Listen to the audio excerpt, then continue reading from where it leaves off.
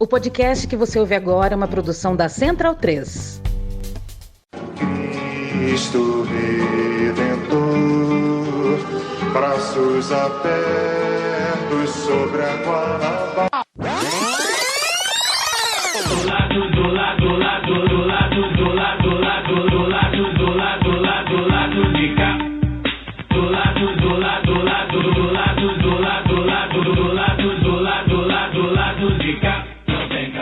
Bom momento, ouvintes da Central 3. Hoje é quarta-feira, dia 2 de outubro de 2024, e eu sou o Caio Belandi, meio anasalado ainda, direto do Sauí Estúdio com o Lado B do Rio 335, chegando no seu feed.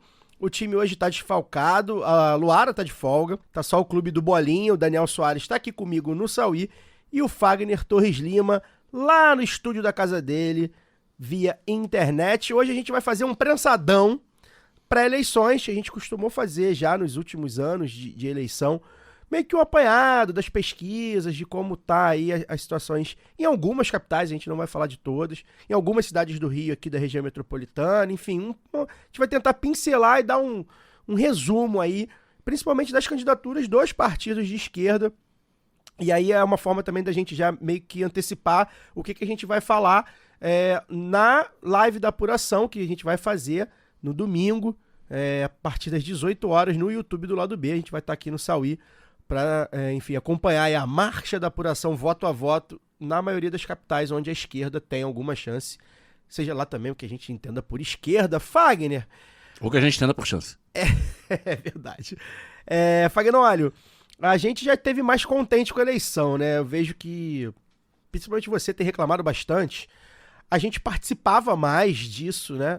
Por duas razões. Antes do bolsonarismo, né, da ascensão da extrema-direita, a gente participava mais de uma maneira talvez esperançosa, né, de conseguir ditar ali o país à esquerda dos governos petistas, tentando tensionar sempre o PT para a base, para a coisa mais popular que o PT tinha. E pós-bolsonarismo, a gente meio que tentando no voto reverter, ou pelo menos diminuir um pouco desse trauma que ficou aí pós-golpe de 2016. Mas esse ano eu tô te sentindo um efeito rebote, você principalmente, mas eu tenho visto mais pessoas comentando isso, pessoas militantes, até como você, um pouco meditabundo, sorumbático com a festa da democracia. Essa festa virou enterro, Fagner? Boa noite. Boa noite. Rapaz, esse processo eleitoral é o processo mais distante que eu tive ao longo da minha vida toda, praticamente, porque acho que uma série de fatores aí determinam essa distância, mas de fato é o processo eleitoral que menos me empolgou, e olha que a gente já teve, né, processos eleitorais com chances mais remotas, inclusive, do que hoje, né, de fazer uma boa votação, tanto para o executivo quanto para o legislativo, né? Mas esse processo de 2024, de fato, não me pegou, não. Nunca me senti tão afastado. Na verdade, me sinto com pouquíssima paciência mesmo para o debate político, mais do que afastamento. Uma ojeriza para fazer esse debate, para poder assistir. Para fazer, não. Para fazer, eu diria que não. Mas para poder assistir esse debate. Então, eu, de fato, não tenho assistido horários eleitorais, não tenho assistido debates entre candidatos. Tenho achado as coisas cada vez mais rasas. Tenho tido uma dificuldade muito grande de me envolver. E tenho feito, obviamente, as críticas que eu acho que, particularmente, eu tenho que fazer e que não são novas. Essas críticas, especificamente, não são novas. São críticas que vêm sendo ditas há bastante tempo, como, por exemplo, sobre a falta de inserção do debate real, da política real, da vida real das pessoas, da proposição de uma sociedade de fato mais humanitária e voltada para a esquerda nas classes populares, né? Esse debate, quando chega aqui, geralmente é de uma pauta absolutamente irreal, que não faz com que a população, com que a classe trabalhadora dos subúrbios, dos bairros mais periféricos, possam se envolver, se engajar e se mobilizar. Então, tem sido uma eleição bastante complexa. Particularmente, não aguento mais os carros de som de vereador passando na porta do meu prédio. Vontade de tacar pedra em todo mundo já. E, graças a Deus está acabando. Falta pouco tempo para poder acabar. Dani, tirando questões talvez pessoais, né, do cansaço do Fagner, por, enfim, várias questões aí também, dele mesmo, de cada um que está nos ouvindo, acho que tem uma sensação geral, e aí acho que é uma análise que eu faço um pouco observando mesmo, até essas pessoas que têm falado isso pra mim. A última década foi muito cansativa, né? De 2013, mas principalmente com a eleição de 2014, que já foi uma eleição, a gente não pode perder de vista que a eleição de 2014 até então tinha sido a eleição mais sangrenta, mais radical, mais baixo nível que a gente tinha visto até então. E ou seja, 10 anos se passaram e a gente foi só piorando, né? Como a gente chega num momento em que a gente meio que ficou 10 anos mergulhado em bosta, vamos dizer assim, politicamente, consegue levantar um pouco a cabeça com a eleição do Lula, tirando um pouco, voltando um pouco à normalidade. Acho que houve essa desmobilização também de pessoas como a gente, que estão sempre no debate, que estão sempre na rua, que estão sempre, enfim, acompanhando. A esquerda mesmo, não vou nem falar do baixo nível do bolsonarismo, porque isso aí a gente sabe que tá aí mesmo, né? O debate ficou pra gente uma coisa um pouco cansativa mesmo, no sentido de, cara, deixa eu respirar um pouco. E no Rio de Janeiro, em específico, é uma situação que, embora seja uma situação que a gente vai falar sobre, né? E eu acho que é completamente contestável essa coisa do Eduardo Paes de parte da esquerda estar apoiando ele. Acho que é absolutamente contestável. Ao mesmo tempo, se for comparar, por exemplo, com São Paulo, onde o debate está de baixíssimo nível, com a esperança de eleger um quadraço como Boulos, mas que podendo eleger um cara como Marçal, a gente aqui... E normalizando o Nunes. Normalizando... Não, o Nunes já saltou do campeonato, já é um quadro, né? Mais da centro-direita, se você for pensar o debate como tá lá, a gente meio que também, tipo, os caras, o Paes que vai ganhar? Então tá bom, vamos ver, então daqui a pouco a gente debate o pós-Paes, né? A gente vai falar sobre isso pela força política do Paes também e tudo mais. Então acho que a gente aqui no Rio também, especialmente, tá tipo assim, deixa eu respirar essa eleição aqui, acho que é importante a gente fazer vereador, a gente vai falar sobre isso também. Acho que aqui tem uma coisa regional também aqui do Rio, do debate tá um pouco assim, né? Boa noite.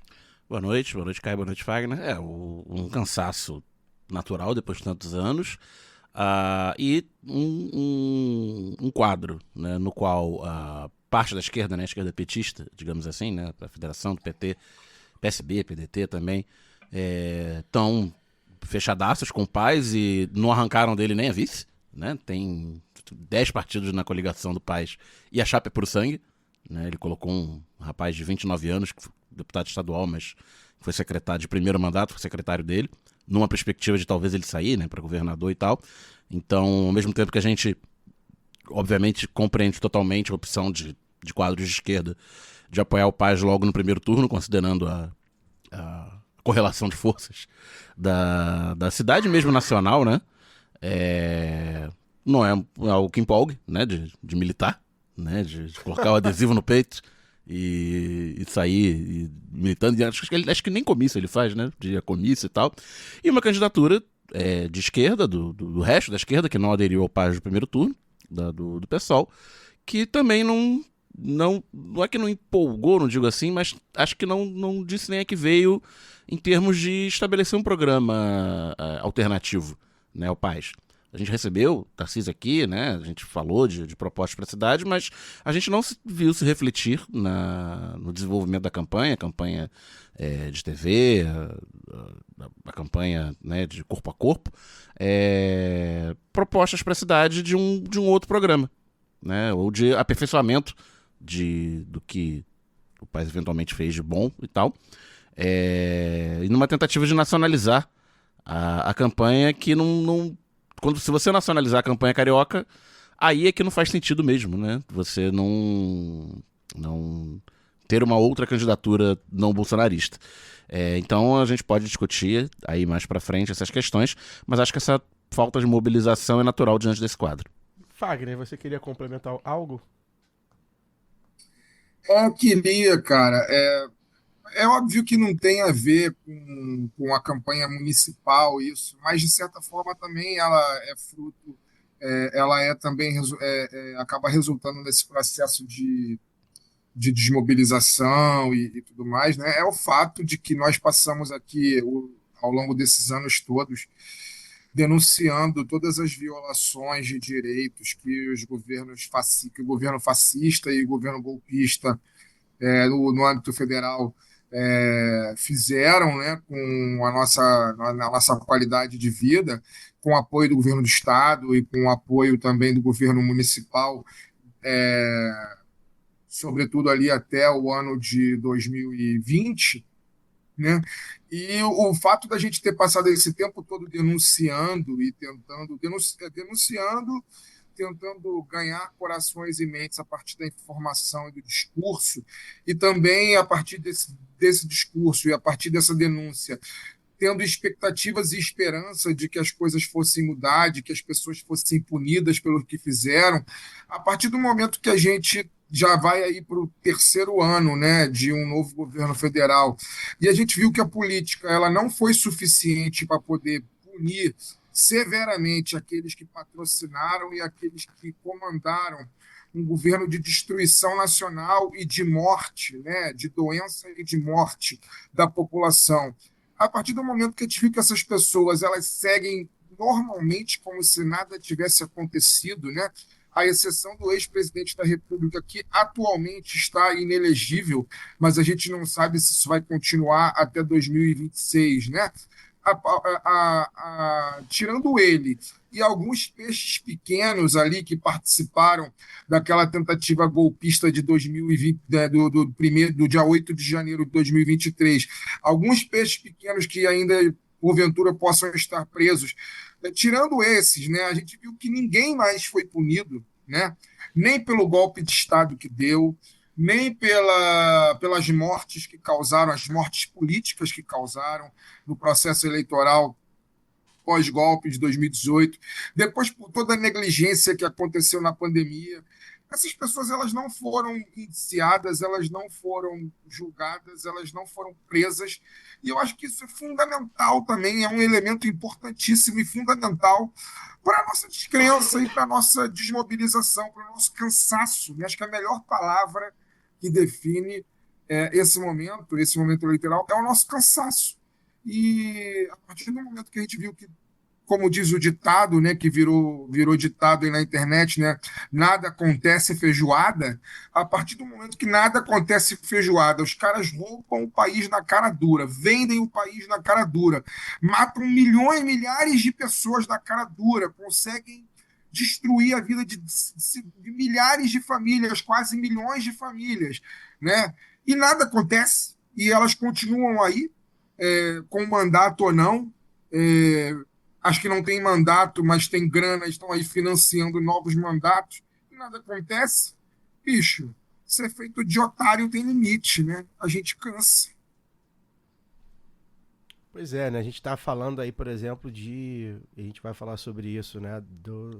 Da influência do Bolsonaro, né? Ainda nas eleições. É claro que isso também, eu acho que não é de uma hora para outra, né? Não é tão rápido assim, acho que demora, porque a gente está falando de algo não só político, né? A gente está falando de sociedade, de cultura, enfim, de várias outras coisas que estão aí. Mas, de fato, é entendível esse cansaço. Bem, antes da gente começar aí nossa roleta, né, nosso prensadão das eleições, a gente tem os recadinhos, né? No dia da eleição, né, nesse domingo agora, dia 6 de outubro, a partir das 18 horas, estaremos aqui no Céu Estúdio acompanhando a contagem de votos e repercutindo aí os principais resultados da esquerda no Brasil. A live da apuração está de volta e será transmitida no nosso canal do YouTube, tá? youtube.com/ladobdorio. Então, reforço o pedido de ir no nosso canal, assinar se você não for assinante e principalmente ativar as notificações. Você pode ativando as notificações, você vai ser lembrado, né? Vai pintar aí, vai notificar no seu celular os conteúdos novos. Então tem o lado B Revista, por exemplo, já aí o novo, né, o programa número 7, já pintou aí no YouTube. E, claro, agora a nossa live da apuração, né, no domingo aí, 18 horas. E também, né, falando em live da apuração, a gente está passando o chapéu para você ajudar a financiar essa live, porque vai ser uma coisa de primeira linha. A gente não vai fazer de casa, a gente vai fazer aqui da Sauí. Trabalhar domingo é caro, a gente precisa pagar a Sauí, enfim, pagar a estrutura, pagar colaborador, não é simples. Então, se você tiver aí com 5, com 10, com 20 reais sobrando, você pode fazer o Pix pra gente, lá do bedorri@yahoo.com. A gente vai receber os superchats também lá no YouTube. Enfim, qualquer valor vai ajudar a gente, porque a gente quer ser a sua companhia de domingo, do domingo da eleição, para os doidinhos de eleição, né? Igual nós somos, que gostamos de ficar vendo os resultados de cidades que a gente talvez nunca nem vai pisar. A gente quer que você desligue a Globo News aí, né? Ou pelo menos deixe ela lá no mudo, né? Porque, enfim, com toda a estrutura, eles dão os resultados mais rápidos. E acompanha a gente, né? Os comentários da gente. A gente vai ter convidados, a gente está fechando aí com alguns convidados de algumas capitais para dar um apanhado mais de perto. Então a gente convida você também a ajudar. Se tiver com a graninha sobrando, fazer o Pix para lá do bedorri@yahoo.com. Se por acaso você é um empresário de esquerda, a gente ainda não perdeu a esperança de, enfim, fechar aí com um produto, uma marca, uma empresa que tenha a ver com a nossa audiência, alguém antifascista, de esquerda, e que de repente queira anunciar na nossa live. Então você pode também mandar um e-mail, é o mesmo e-mail do Pix, lá do bedorri@yahoo.com, e a gente trata por lá, e temos alguns dias aí para ver o que a gente pode fazer. A vaga de Engels está aberta. Pois é. Olá, ouvinte, eu sou o Podão e eu tenho uma notícia incrível para você.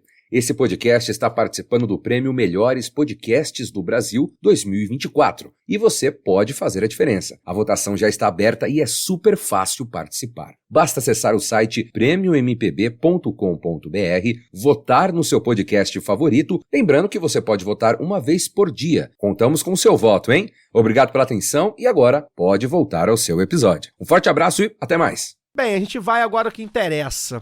Esse ano, excepcionalmente, a gente está gravando na quarta pré-eleição.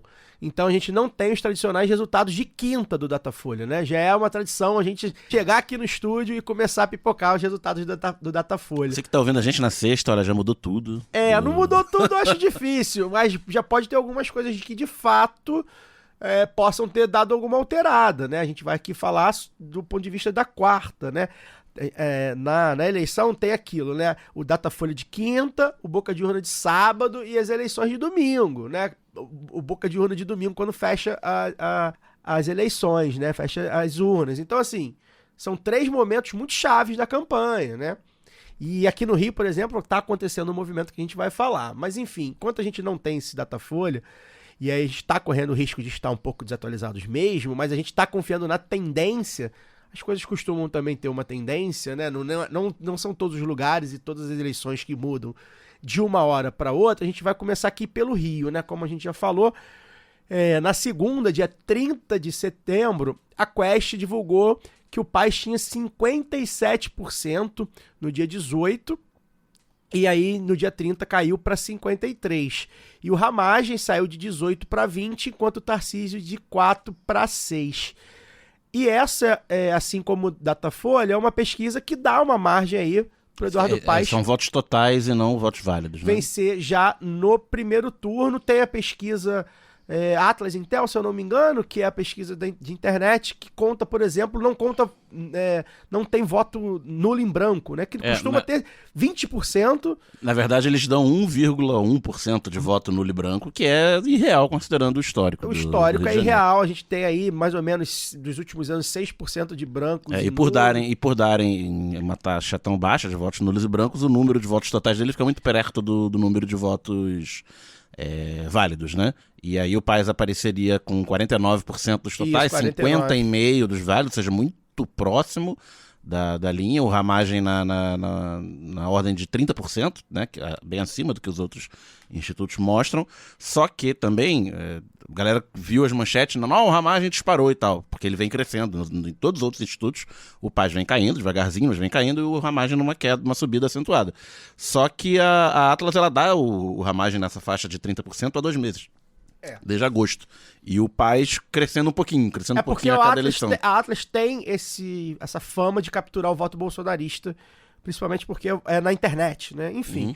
De toda forma, eu acho que a pergunta é, embora o Ramagem esteja crescendo, o Datafolha já mostrou, por exemplo, que o Ramagem já passou o Eduardo Paes nos votos bolsonaristas. Ainda não passou, mas tá próximo, ele empatou tecnicamente.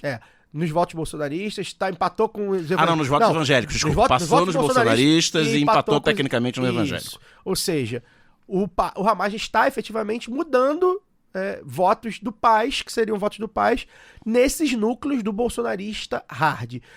Considerando essas tendências, considerando a tendência que eu sempre falo aqui que o bolsonarismo cresce às sombras das principais pesquisas. Sábado, a tendência é que o Ramagem tenha mais do que já vai aparecer no Datafolha aí de quinta. E no domingo, fechado as urnas, ele vai aparecer também com os pontinhos a mais. Considerando essa tendência, pergunto o Fagner e o Daniel, vocês acham que o Eduardo Paes fecha no primeiro turno? Eu acho que sim, com um percentual abaixo do que ele vem mostrando nas principais pesquisas.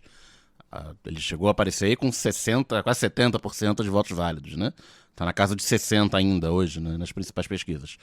Eu acho que ele fecha entre 50% e 55%. E o Ramagem beirando os 30%.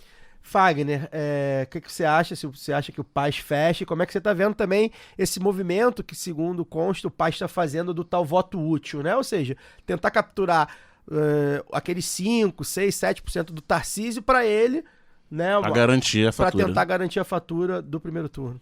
Cara, eu não cravo essa eleição no primeiro turno. Eu acho uma perspectiva otimista em excesso, e isso é um cenário que me preocupa demais, assim, do ponto de vista pessoal e do ponto de vista, né, cidadão.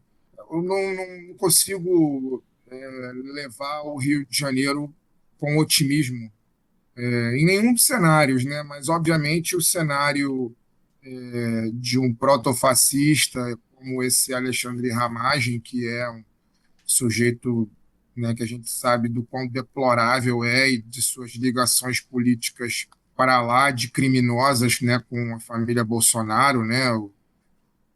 Essa família a gente sabe muito bem o que representa, né? E a gente pode chamar de criminoso, de família criminosa sem nenhum problema, sem nenhum receio, que é o que é, né?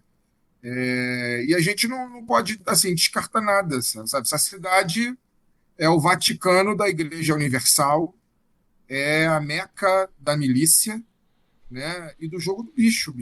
Não dá para levar a sério, não dá para levar, ou melhor, não dá para levar a sério, não dá para levar como brincadeira essa cidade, a cidade que a gente vive, a cidade que a gente não tem pretensão de sair, por mais insano que seja viver aqui. Então, não consigo cravar isso e me preocupa demais, particularmente, não conseguir cravar, levando em consideração que a segunda opção de voto, né, segundo colocado, né, nas pesquisas, é um declarado protofascista. A gente já teve essa experiência de um protofascista na prefeitura, né, na figura do ex-prefeito Crivella. A gente já teve isso, um sujeito que a gente sabe o que representa o poder político dele, né? A gente sabe o que representa a Igreja Universal no topo do poder da cidade, né? Um sujeito que virou um aliado, a gente sempre viu como um erro, enquanto foi, entre aspas, um aliado dos governos petistas a nível federal. A gente sempre considerou um erro crasso do governo federal se aliar a uma figura espúria como aquela, que quando o vento virou nacionalmente, não se furtou em nenhum momento a virar a casaca e apoiar o protofascismo que ascendeu eleitoralmente. Então, levando em consideração que a primeira opção é o atual prefeito, que a gente já discorda muito que deveria ser, né? A gente diz, ideologicamente, discorda muito daquilo que Eduardo Paes representa. Mas levando em consideração que a segunda opção consegue ser ainda pior que ele, a gente não conseguiu, enquanto espectro político, a gente não conseguiu fazer uma candidatura, criar musculatura suficiente para poder tirar essa figura nefasta de um possível segundo turno, me preocupa muito o cenário. Eu não consigo cravar que isso vai acabar no primeiro turno, não. Prefiro esperar. Eu tô com o Daniel. Eu acho que a gente vai ver o Eduardo Paes fechar a fatura. O Eduardo Paes já fechou faturas no primeiro turno antes, embora em outro contexto. Completamente diferente, né? Não, tudo bem, mas eu acho que ele é uma figura política muito forte, que reúne, que consegue sair da polarização, né? Ele consegue passear entre os bolsonaristas, não à toa tá aí com os votos de bolsonaristas, como a gente falou, embora com Ramagem passando ele tem muito voto ainda entre eleitores de Bolsonaro. É um cara que consegue agregar a esquerda de uma maneira mais do que qualquer outra candidatura de esquerda nos últimos anos.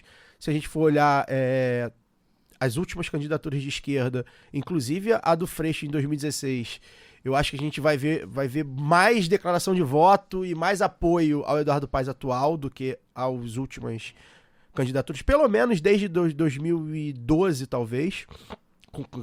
Inclusive foi contra o próprio Eduardo Paes. Entrou rachada também em 2000, 2004, 2000. Pois é, enfim.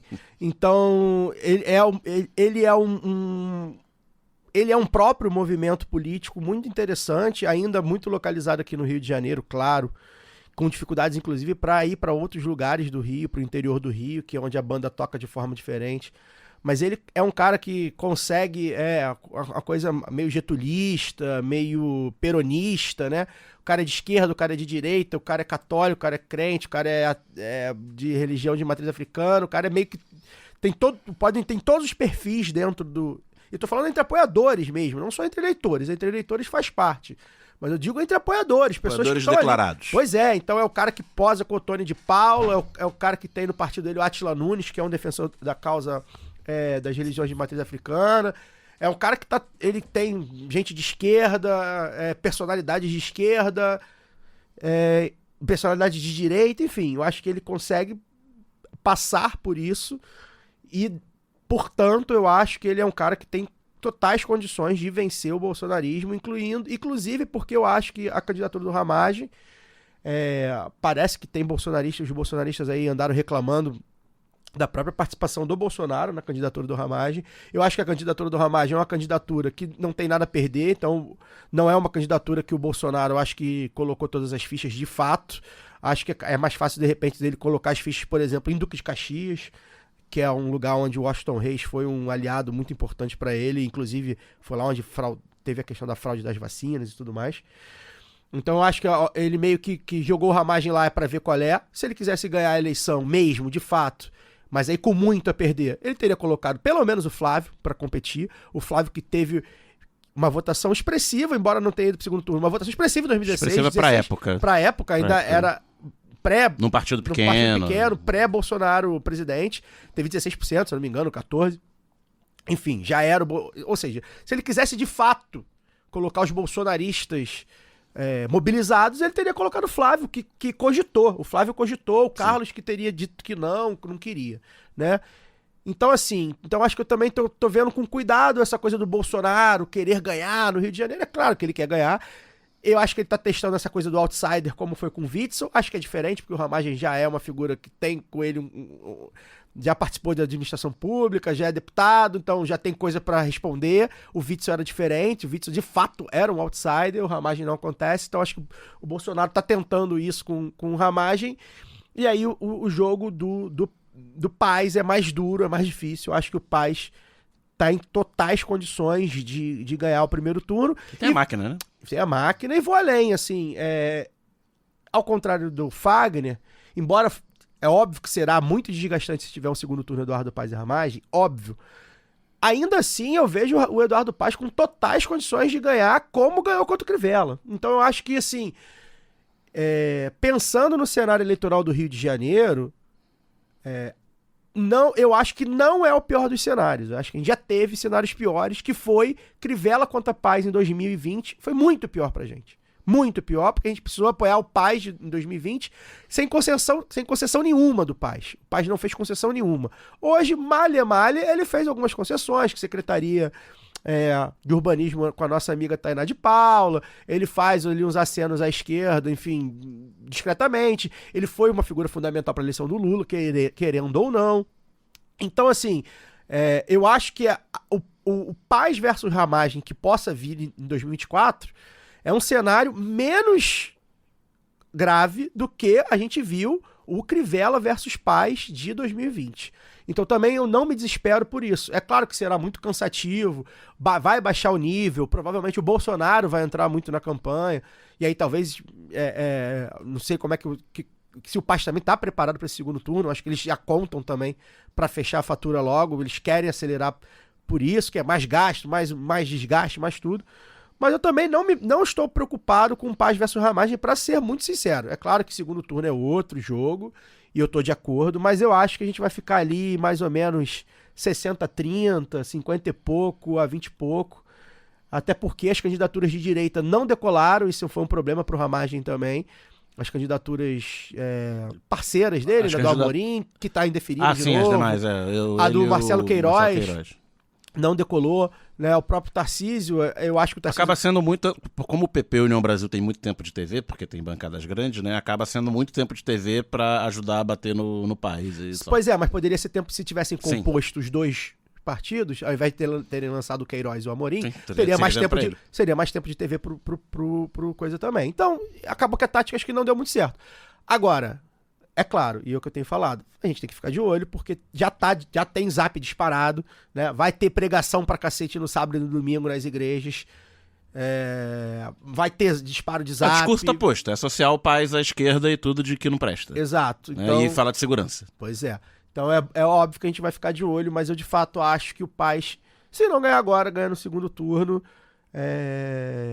com alguma tranquilidade aí. Tranquilidade, como falou o nosso amigo CH, né? Acho que a gente nunca mais vai ver, pra presidência que ele falou, né? A gente nunca mais vai ver um 60-40, né? Dificilmente, tá muito radical. Mas eu acho que o Paz tem totais condições, sim, exatamente por conseguir fugir dessa tal polarização entre PT e Bolsonaro, né? Eu acho que ele consegue, de fato, fugir, isso é um trunfo para ele. E ele tem obras para mostrar, ele tem as coisas para mostrar, tem a máquina na mão, vamos ver. Mas eu acho que, de fato, a fatura vai ser liquidada. E aí, ainda sobre o Rio, tem uma questão interessante aqui, mais para o nosso campo, sobre as vagas para vereadores da esquerda, né? Tem um detalhe curioso aí. Teve mais ou menos 400 mil votos para PSOL e PT em 2020. Desses 400 mil, 135 mil votos ficaram sem dono, vamos botar assim, porque foram no Tarcísio Mota e no Chico Alencar, que não estão concorrendo, né? Ou seja, 135 mil pessoas que poderiam votar nos dois para a reeleição e que não vão votar. Tarcísio foi o vereador mais votado. Mais votado, e o Chico quarto ou quinto. Teve mais votos que o Carlos Bolsonaro, que é o favorito para ser o mais votado esse ano. Exato. O PT fez uma votação melhorzinha, né? Foi melhorando. Não vai ter a Benedita na majoritária. A BNF fez acho que 10%, né? Ano passado, o que sempre ajuda a puxar votos para vereador. Mas tem candidaturas que parecem vir fortes, né? Com o próprio... ficando na figura do Lula. Algumas, inclusive, ficando na figura do Paz, né? Surfando na figura do Paz à esquerda.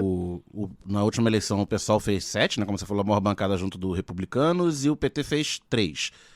Um dos vereadores eleitos pelo PSOL se filiou ao PT, do Dr. Marcos Paulo. Isso. Então a bancada hoje em dia é 6 e 4. Então tem 10 vagas aí para partidos de esquerda, pra gente saber se mantém, melhora ou piora. Pois a gente tem, no caso do PT, né, fiado no Paz, né, tem aí muito adesivo vereador PT e Paz prefeito. Aí tem muita gente, como você falou, o Paz ele cedeu algumas secretarias ao PT, né, então tem gente que do PT que trabalhou na prefeitura, a própria Tainá de Paula, e tem gente também da Secretaria de Ação Social, com o ex-vereador e ex-vice-prefeito do Paz, Adilson Pires, né? Uma secretaria com muito trabalho na ponta, né? Isso. Muito contato com a ponta. Então você vai encontrar alguns candidatos do PT vereador que estão se utilizando... abertamente abraçado Abraçado Paz, gestão porque, Paz. porque se utilizaram da própria máquina da prefeitura para construir suas bases eleitorais e campanha para 2024. No caso do PSOL, embora é provável que o Tarcísio tenha um desempenho melhor que a Renata teve em 2020, a Renata acho que ficou com 3 e pouco, eu acho que o Tarcísio vai chegar aí pelo menos uns 5, vamos ver, pode ser que também que desidrate. Tem aí a gente não consegue ver quem vai ser o puxador no lugar do próprio Tarcísio e do Chico Alencar, enfim, uma figura histórica, né? Então, uma das curiosidades que a gente vê aqui na Câmara dos Vereadores do Rio é saber se essa correlação de forças pode mudar. Tem gente do PT que acredita que o PT possa voltar a ser a maior... Como elegeu em 2022 uma bancada estadual maior do que a do PSOL, que Pois não é. vinha acontecendo nas últimas eleições. Pois é, então tem essa Por pouco, perspectiva. mas foi 7-5, eu acho. Tem essa perspectiva aí, né, do PT ser aí a maior bancada da esquerda no Rio. É interessante, é uma coisa que é interessante porque tem candidaturas no PSOL que vai precisar dividir, provavelmente esses votos serão muito divididos. O filho do Chico Alencar, o Emanuel, concorre, deve herdar boa parte desses votos. A Mônica Benício, que, enfim, foi a segunda maior votada do PSOL, deve continuar com essa votação expressiva. É possível, né? Os votos do Lindbergh, do PT, por exemplo, também estão ainda... E do Raymond. Do Raymond, que viraram se elegeram deputados, deputados exatamente. E aí a gente tem o Paulo Pinheiro no PSOL, que deve continuar com a votação dele. Thaís Ferreira, o William Siri e o Dr. Marcos Paulo, que agora está no PT. No caso do PT tem a Luciana Novaes. E a Élica deixou, né? Os votos da Élica não foram muito... não foi eleita. A Élica não foi eleita. Não foi eleita. Ela era a primeira suplente. Mas foi uma votação expressiva, 11 mil. Né? A Luciana Boatê vem de novo aí, teve quase 9 mil votos, também não foi eleita, depois entrou como suplente. A Mônica Cunha, a mesma coisa, 7 mil votos. Enfim, tem muito voto aí pra esquerda. Eu acho que vai ser eu acho bastante interessante, porque tem bastante, assim, tem pra todos os gostos de... O que eu acho, assim, é que esses votos de esquerda de 2020 devem se repetir. Entretanto, deve ser uma eleição com mais votos válidos, porque a eleição de 2020 foi uma eleição disputada no meio da pandemia, pré-vacina, é bom lembrar, então ela foi uma eleição que teve um índice de abstenção maior do que a média, embora a abstenção no Rio de Janeiro seja grande.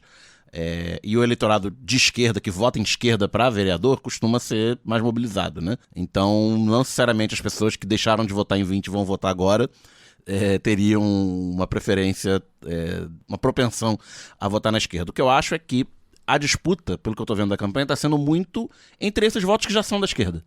Né? Os candidatos à vereança da esquerda estão disputando os votos dos convertidos. Porque é isso, digamos tem assim. 130 mil votos aí que não tem dono. E na estratégia, você pensando na estratégia pessoal do vereador para se eleger, faz todo sentido.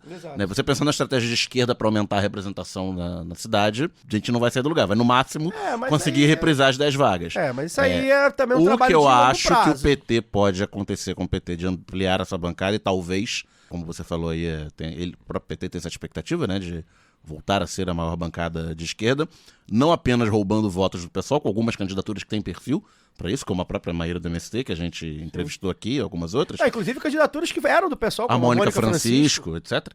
Por causa desses vereadores que tiveram alguma máquina na mão. Esses candidatos tiveram máquina, podem conseguir aí, a gente pode discutir, ter todas as reservas quanto a utilizar a máquina do Eduardo Paes para conquistar votos do PT. Mas é um jogo. Mas é um jogo e são votos que não seriam da esquerda em condições normais de temperatura e pressão, digamos. Então, eu acho que a chave do PT, talvez, crescer, esteja mais aí do que na disputa dos votos de esquerda. Até porque essa disputa, Daniel, ela é cruel, porque o PSD do Paes, ele aglutinou de uma tal forma que ele vem para fazer uma bancada que não foi feita em 2020, que foi dividida em 2020, na época do Eduardo Paes. O Eduardo Paes nem era PSD. Pois é. Inclusive. Então o PSD meio que... PSD era bolsonarismo hard. Gabriel Monteiro. O Haroldo de Oliveira. E é possível que essa bancada, como a gente falou, né, foi republicanos, PSOL DEM e DEM, 7. É possível que o PSD, tem gente calculando que o PSD faça 14 vereadores, né? Então, assim, mesmo com o PT... Não, já aconteceu. O PMDB, nessas eleições de reeleição, essas eleições de reeleição no Rio de Janeiro, de reeleição em primeiro turno ou quase, né? O César Maia em 2004, Eduardo Paes em 2012... fizeram super bancadas. Porque tende a isso, tende a aglutinar na Câmara. A Câmara é sempre muito fragmentada, mas num mandato que tem grandes perspectivas de reeleição, o partido do prefeito tende a puxar muito, né? Pois é, então a gente vai ficar aí de olho, porque... E é isso, eu acho que a gente vai falar sobre isso também, mas assim, tá ruim aí, agora a campanha tá no final, né? Tem poucos dias, mas aí tá ruim pra votar pra prefeito aí no seu candidato de esquerda. Cara, força, vamos tentar botar, se você conseguir colocar um vereador na tua cidade aí, principalmente as cidades médias, né, que tem um jogo, cidades médias, cidades grandes, porque é importante, cara, porque assim, tá, beleza, a prefeitura é contra a máquina, contra a mídia, contra o dinheiro, mas da vereança você consegue colocar novos quadros, né? Formar novos quadros, começar a formar novos quadros. E aqui no Rio é interessante, porque a gente fica aqui, porque o PT não forma ninguém, então tá aí a oportunidade, né? Se a gente reeleger, por exemplo, a Tainá vai ser um quadro consolidado do PT, né? Já vai começar a se consolidar, né? Aí a gente entrevistou aqui a Maíra, o Mondego, são quadros pessoas jovens que, enfim, para oxigenar mesmo o PT do Rio, que passou por situações muito complicadas. O pessoal, é importante ter mandato, porque a gente sabe como o discurso do pessoal é visto e é lido. Então você com mandato, a gente, por exemplo, gosta muito aqui do William Siri, que é um cara que com mandato, que vai pra rua, que vai falar de filmar ponto de ônibus, buraco no porque asfalto. O cara com mandato é mais fácil você fazer isso. Você fala, veio uma petição minha aqui pra voltar o ônibus tal. Porque isso também é da esquerda, né, gente? A gente falou, acho que foi a tônica do lado B nessas eleições, né? A esquerda precisa voltar para território. A gente saiu até uma pesquisa recentemente que 25% acho que foi em São Paulo, 25% do eleitorado acha que o mais importante para o vereador é ele ser do seu bairro, do seu local. Eu acho até que esse número é subestimado, mas tudo bem, eu não sei qual é a metodologia. Já que é assim, não é distrital o voto, mas já que é assim que se lê... É distritalizado. É distritalizado. Então, vamos voltar para os territórios. E a gente tem condições. O Rio de Janeiro tem condições. Isso, inclusive, você vê os votos do Lula, por exemplo, não foi só na Zona Sul, foram na Zona Norte também. Teve lugares na Zona Oeste que o Lula foi bem votado. Então, assim, ou seja, se a pessoa tá ali pro Lula, ela pode estar pro PT, ela pode estar pro PSOL, enfim, pros partidos do PSB, PCdoB, enfim, os partidos mais próximos do governo Lula.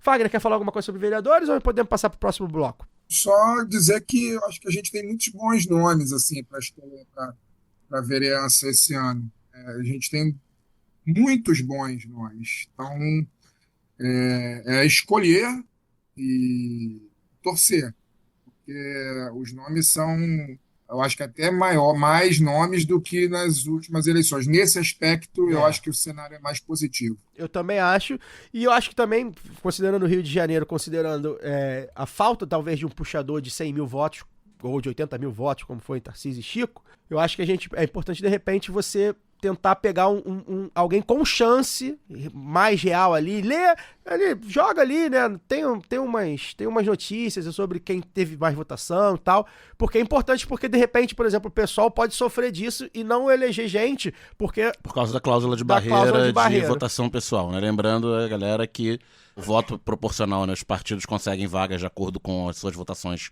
totais, né? Somando legenda e todos os candidatos, só que para preencher essas vagas, o pessoal conseguiu, 6 vagas.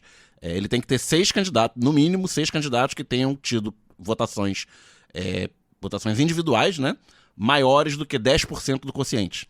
Então, se o quociente aí foi 60 mil na última eleição, teria que ser pelo menos 6 mil, né? Então, pelo menos 6 candidatos com 6 mil votos ou mais.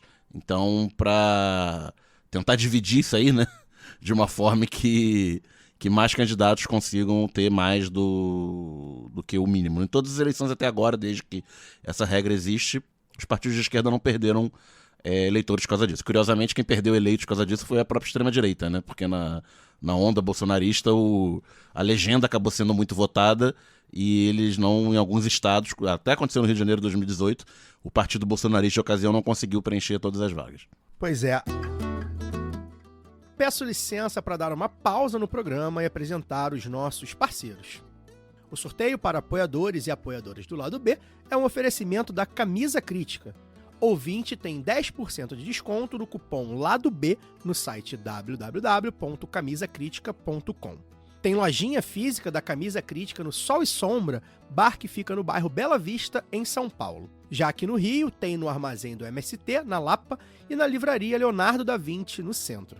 Camisa Crítica criada para uma esquerda que não tem medo de dizer seu nome. Aproveite e siga nossos parceiros nas redes sociais. Obrigado pela atenção e voltamos ao programa. A gente vai continuar falando de Rio, mas, na verdade eu vou dar aqui algumas informações, e aí você, Fagner e Daniel, se vocês quiserem pincelar sobre as informações, tá? É um servição aqui pro pessoal que acompanha do Rio, principalmente, tá? Em Niterói, as pesquisas divergem um pouco, tá? Inclusive teve pesquisa embargada, enfim, tá bem confuso, mas tem uma tendência aí apontando para o ex-prefeito Rodrigo Neves, do PDT, indo com vantagem para o segundo turno contra o fascistinha Carlos Jordi, do PL. Curiosidade, Rodrigo Neves, que já foi do PT, saiu do PT na época ali do golpe, foi pro PDT, ele convenceu o Axel, mostrou as pesquisas e falou: Axel, você que é o atual prefeito, falou: Axel... Que foi eleito em primeiro turno, em 2020. Porque era um quadro da Axel, do PDT, quadro da situação do Rodrigo Neves. Rodrigo, e ele falou: olha só, as pesquisas estão mostrando que eu tenho mais chance que você. Então, é raríssimo disso acontecer. Normalmente um vai para outro partido, né? Aconteceu com o Conde, com o César Maia e tal. Um vai para um partido, não, vamos concorrer junto. Mas aí o Axel, enfim... Cedeu a vez. Família Grael, né? Não convenhamos, né? Não precisa estar nessa porra. E aí o Rodrigo Neves entrou e falou assim: deixa comigo. E ele tá aí com alguma vantagem. Eu vi duas pesquisas, e enfim, eu não vou nem citar, porque não são pesquisas muito tradicionais, mas tem uma marcando 44-29 pro Rodrigo Neves, tá? 44-29 pro Rodrigo Neves contra o Jordi, e 31-13 Neves versus Jordi. E aí a Thalíria, né, do PSOL, minha deputada federal, teria aí entre 8% e 17%. Niterói, muita gente acredita que é um pouco parecido com o Rio de Janeiro, mas eu discordo por um... O Rodrigo é o cara que tem origem na Exatamente, na esquerda, o Rodrigo tem origem na esquerda. Foi eleito pelo PT no seu primeiro mandato. Niterói tem uma tradição progressista nesse sentido na majoritária, então acho que é um pouco diferente nesse sentido, embora eu entenda a crítica com a chance da Thalíria, né, tivesse tido de repente, e é isso, assim, o pessoal acaba sofrendo desse problema, né, fica isolado, não consegue trazer o PT, não consegue trazer o PDT, não consegue trazer o PSB, fica só o pessoal vai ser muito difícil nas cidades grandes do pessoal conseguir, enfim, Isso já foi um problema do pessoal e hoje não é um problema do pessoal. O pessoal antigamente não queria compor com ninguém. Hoje o pessoal até quer, mas ninguém se convence. Porque o pessoal... No ambiente de polarização. O pessoal pegou toda a rejeição do PT e não pegou, enfim, o efeito Lula, né? Então é complicado, né? Acho que a situação acaba parecida um pouco, né? Porque, assim, de fato, eu não tenho a menor dúvida que a Thalíria, com o pessoal, seria uma opção muito melhor do que o Rodrigo Neves. Mas dentro da razoabilidade do que as pesquisas mostram, né? Dentro da racionalidade do que aconteceu durante a campanha, porque a campanha poderia ter ido para o outro lado, a campanha não foi para o outro lado. E dentro da perspectiva de ter Carlos Jordi como um rival, que se a gente reclama do Ramagem, o Carlos Jordi é 2 vezes pior. 2 vezes mais baixo e 2 vezes pior. Quanto mais baixo, o fascista, quanto mais baixo, pior.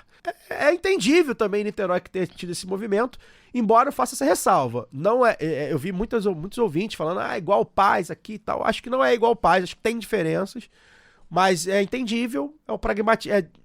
É a mesma questão aqui, né? O pragmatismo do vamos acabar logo isso para não correr o risco, com a esperança, né, de ter algum quadro de esquerda. Acho que é mais ou menos por aí, né, Dani? Você que é um niteroense honorário. Minha companheira de lá. Niterói estava até comentando no nosso grupo, né? O último prefeito declaradamente de um partido de direita de Niterói deixou o mandato em 1988.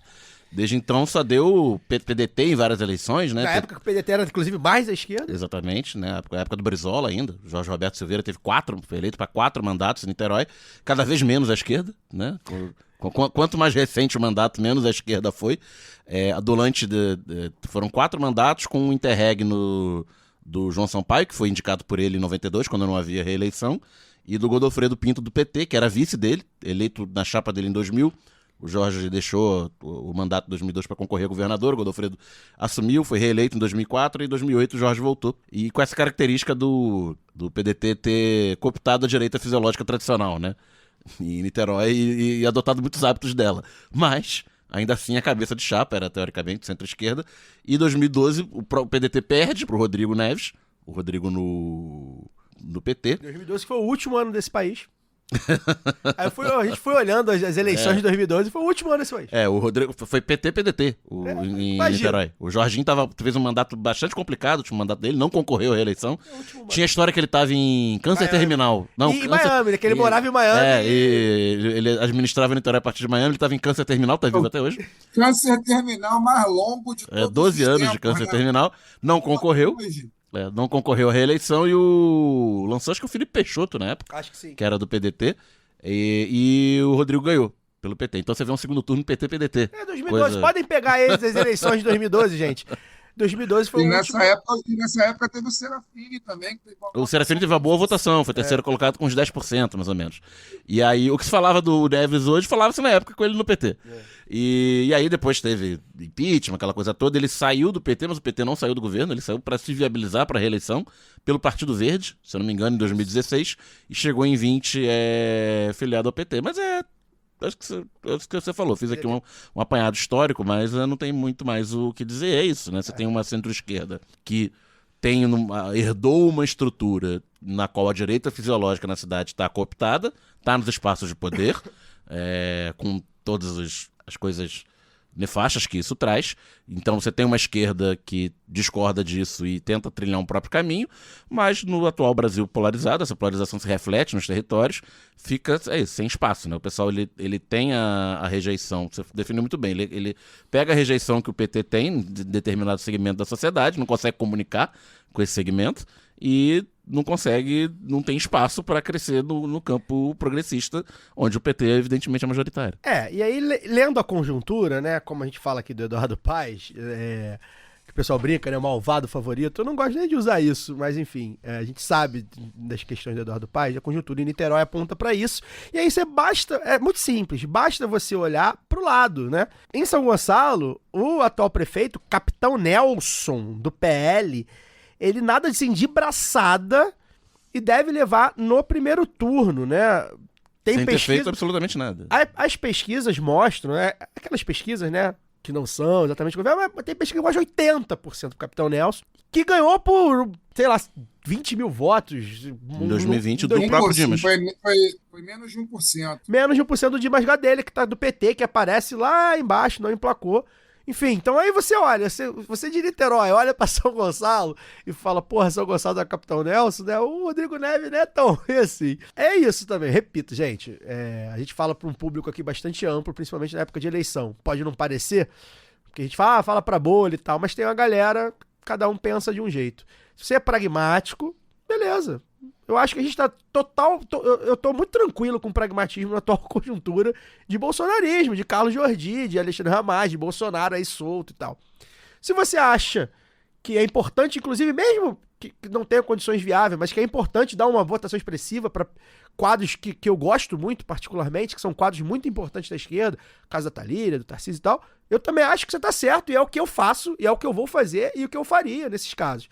Mas eu acho que dá para pensar, acho que não precisa ser tão radical nesse sentido, porque o pragmatismo também faz sentido, né, na urna. É aquilo, a gente precisa, de repente, fazer uma campanha aí permanente para a próxima eleição.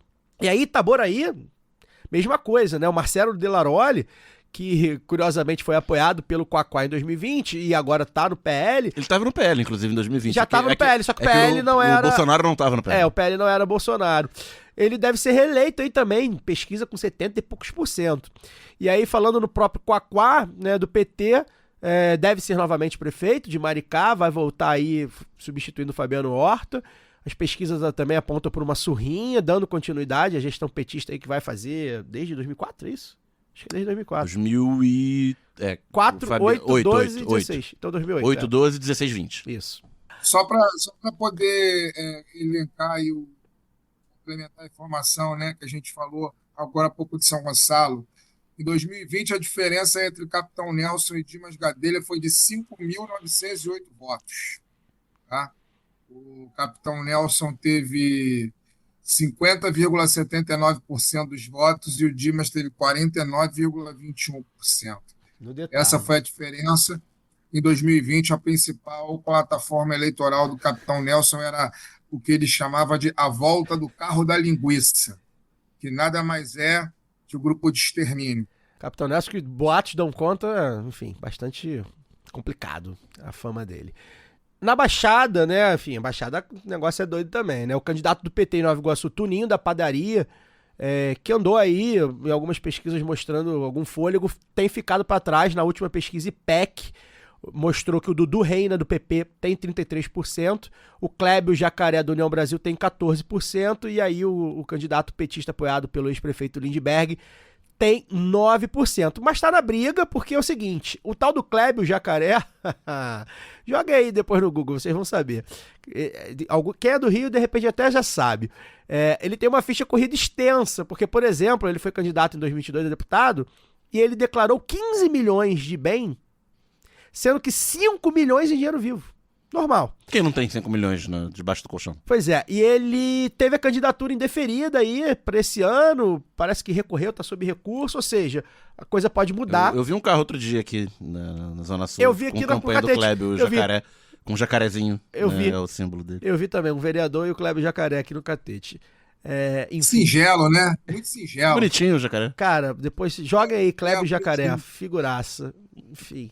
Nunca foi preso à toa. Fortes emoções em Nova Iguaçu, então acho que tem jogo, a gente vai acompanhar também, vamos ver. A gente sabe que essa coisa na Baixada é complicado, né? Em Caxias, por exemplo, as pesquisas não estão se acertando, tá curioso em Caxias, né? Cada pesquisa, dependendo de quem contrate, cada pesquisa dá uma coisa. Dependendo de quem responde. Né? O negócio tá mais embolado do que nunca. Tá aí o ex-prefeito Zito do PV e o Netinho Reis do PMDB. O ambientalista José Camilo Zito. A situação em Caxias é tão delicada que eu conheço gente que está pedindo a volta do Tenório Cavalcante. Pois é. Que não deixa de ser tão diferente. Que não seria muito diferente. O Zito já teve essa fama. O Caio tá até de verde aqui. Pois é. O Netinho Reis é sobrinho do ex-prefeito Washington Reis, enfim, que deixou lá o tio. A capitania hereditária, né? Entre as duas famílias. Tem uma pesquisa polêmica que dá o Netinho já ganhando, assim, no primeiro turno. Tem 2 turnos em Caxias. Tem. Caxias é o segundo maior colégio eleitoral. Eu nem tinha conferido isso, mas é isso. Tem pesquisa que tá dando o Netinho no primeiro turno, maluco. É uma loucura, porque a Atlas, que é uma pesquisa nacional, uma empresa um pouco mais séria, digamos assim, tá mostrando o Zito na frente, na verdade. Enfim, vamos acompanhar a Caxias aí, que, aliás, parece que como eu falei lá no começo do programa, o Bolsonaro tá querendo entrar na campanha, é um lugar que... Vai fazer carreata domingo. O Fagner falou que viu na televisão hoje, né? Fazer a carreata domingo, estão anunciando carreata que é proibida pela legislação eleitoral. Carreata da vitória com o Bolsonaro. Quem quiser prender o Bolsonaro, toma aí uma oportunidade, hein? Não sei quem nos ouve, mas... Enfim. Em Belfor Roxo, o candidato pessoal Vinícius Crânio relatou ataques. Candidato a vereador ou a prefeito? Prefeito. A prefeito. Subindo a serra, aqui a gente está um pouco mais otimista. Em Petrópolis, pesquisa indicando aí o Ringo Rames do PP indo para o segundo turno na liderança com o Yuri Moura, que a gente entrevistou aqui no PSOL. De fato, a última pesquisa mostra aí, as pesquisas têm mostrado que o Yuri está chegando com algum fôlego para o segundo turno e o atual prefeito Rubens Bom Tempo do PSB está aí fora da disputa. Algum comentário sobre Rio de Janeiro e região? Acho que é isso, a gente foi pincelando aí. Pincelamos, a gente vai... eu acho que é isso. Basicamente, são as cidades que a gente vai acompanhar aí na live. E se você é da sua cidade aí, se tiver alguma novidade na esquerda ou alguma coisa muito absurda da direita também... Nilópolis a gente tem Davi versus Davi, né? Nilópolis a questão... Belfor Roxo mesmo, a gente não falou, enfim, que é Vaguinho versus Márcio Canela, mas o Márcio Canela deve levar... Enfim, não tá muito bom, não. A gente meio que tentou melhorar. E Japeri tem uma prefeita do PT concorrendo à reeleição. Foi eleita pelo Cidadania, eu acho, o PDT em 2020, e ela está afiliada ao PT. E Paracambi tem o Andrezinho Siciliano também, que deve levar. A gente vai ficar de olho aí. E tem as questões das suplências, né? O Quaquá abre suplência para federal, o Andrezinho abre suplência para estadual. Isso. É assunto para os próximos programas. Exato. Aí agora a gente vai pular, vai atravessar aí a Dutra Em São Paulo, Datafolha da semana passada, e repito, isso aqui pode estar um pouco desatualizado, está mostrando certa estabilidade, né? O Nunes tem 27%, o Boulos 25% e o Marçal 21%. A Tabata Amaral, hoje eu vi, ó, a imprensa hegemônica é maravilhosa, né? A Tabata Amaral como se fosse a grande fiel... Crescendo e causa pânico, nas campanhas de Nunes e Boulos. Seus 9%. Ela cresceu de 6 para 9. E o Datena, que enfim, apareceu da cadeirada, tava mortinho, teve seu momento de glória. A cadeirada teve o seu momento entrando para os anais das eleições, tem 6%. A Quest dessa semana agora, de segunda-feira, embolou ainda mais. 24, 23 e 21 para Nunes, Boulos e Marçal, respectivamente. A Atlas, eu acho que deu o Boulos na frente, enfim, uma embolação Mas só com em o Marçal São Paulo. subindo, a Atlas tem uma variância muito grande, né? Que é ela tinha dado na semana passada o Boulos 28, o Nunes 21 e o Marçal 20, caindo de 25 para 20 ou 24 para 20. E agora o Marçal teria recuperado esses 4. A metodologia da Atlas é meio cagada, né? A gente fala porque eles divulgam, mas sinceramente... É um sobe e desce danado. Mas enfim, a gente tem aí o empate técnico triplo. Né? Ou seja... Que em São Paulo não é novidade. 2012 houve empate técnico triplo. E quando não houve de fato na eleição, ali perto... muitas vezes começou assim, né? Então começava ali Maluf, PT, PSDB. É o PT, a direita PT, e mais um. Isso. E esse mais um geralmente da direita. E a extrema-direita ou a centro-direita. Ou a direita independente. 50 tons de direita. Mas enfim, isso faz com que, depende do que aparecer quinta-feira, né? Pra quem estiver ouvindo já vai saber os números da quinta. Mas a gente chega no domingo sem saber o que vai acontecer. Doideira. As urnas serão abertas às 17 horas de domingo e a gente não sabe nem qual vai ser a composição do segundo turno. Tudo é possível. Pode ser qualquer coisa. O Boulos tem uma margem de crescimento que eu não vi nas últimas pesquisas, mas eu vi na primeira lá em agosto, uma das primeiras em agosto, que me preocupou.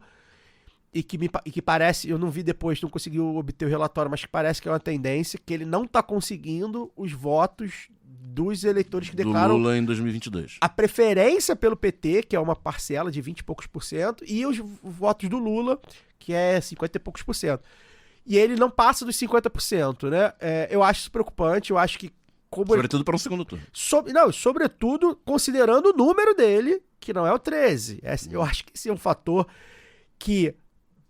apareceu na votação do Tarcísio de Freitas, no fascista de Freitas para governador, muita gente votando 22 e o número dele era 10, e parece que preocupa a campanha do Boulos, porque é isso, o Boulos muito associado ao Lula, muito associado ao PT, com o número 50, então meio que estão tentando massificar que, Boulos é 50, Boulos é Lula, Lula é 50, não é, parece bobagem, mas considerando como tá a disputa, para além dessa questão de não ser o candidato majoritariamente muito, muito maior na preferência de quem votou no Lula, eu relembro aqui, por exemplo, esse índice para o Paes era 70%, que eu 80%. Acho chegou a 80%, né? Esse índice, cara, o Boulos, se o Boulos está com esse índice de 80% dos votos do Lula, ele praticamente garantia a ida ao segundo turno. Então Isso é claro que tem questões ali de máquina do Ricardo Nunes, vereador, os bairros, a periferia. Não é simples. A gente sabe que transferência de voto não é simples, nem quando é para presidente. E muitas vezes a lógica do voto para prefeitura é diferente do voto para presidente. E é mesmo, enfim, faz parte. Mas acho que cabe ao Boulos uma campanha, uma estratégia que force a ele a ter o máximo de votos possível, que é onde mora a chance dele de ir para o segundo turno. Então acho que isso é preocupante. A questão do número acaba preocupando também. Tem gente que acha que a campanha do Boulos está fria. Tem gente que acha que a campanha do Boulos está paz e amor demais. Eu não sei, eu não acompanhei muitas peças do Boulos, de fato, esse ano. Até fiquei sem o Twitter, né? O Twitter ajudava bastante a gente a ter essa perspectiva. Eu vi coisas boas, vi outras realmente pueris demais. O Nunes acaba que, enfim, com a máquina também tem a vida facilitada, e o efeito Pablo Marçal, que é um efeito novo dentro do bolsonarismo, né? E que pode ir de 15% a 30% tranquilamente. A gente pode estar falando de um cara que tem 15% e um cara que vai bater 30%, né, Fagner? Então, assim, São Paulo a coisa tá... O circo tá armado, né? Cara, eu não queria dar esse palpite, não. É um palpite, óbvio, né? A eleição só termina com um voto na urna, contado. Mas o meu palpite, assim, se é para dar, é que o Ricardo Nunes vai ser reeleito. Eu acredito que, infelizmente, é isso que vai acontecer. Espero estar errado, obviamente. Espero muito estar errado. Porque, em algum momento, em alguma medida, a eleição do Boulos a gente considerou a mais provável, né, para a esquerda em uma grande capital brasileira. A gente não via outra grande capital com uma possibilidade como a gente via o Boulos em São Paulo. Só que eu acho que no cenário atual eu apostaria um pouquinho de dinheiro que eu tenho que o Ricardo Nunes vai ser reeleito. Aposta em bets que estão regularizadas no governo. E não seja responsável, só aposte maior de 18 anos, não gaste o dinheiro. A gente não tem patrocínio de bet, mas enfim, nem queremos ter, é bom que se diga, mas é bom fazer esse... Aliás, esse é um bom assunto, a gente vai tratar desse assunto em breve. De fato, o Nunes está aí, que é aquilo, né? A rejeição da esquerda, se for Nunes e Marçal... A esquerda vai falar assim, vamos votar no Nunes, né? Que é o menos pior. Mas deixa eles se matarem também. Então. Por mim, talvez seja uma opção.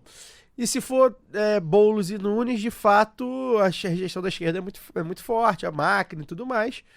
Se for Boulos e Marçal, talvez seja um negócio um pouco mais doideira. Talvez seja mais aberto aí.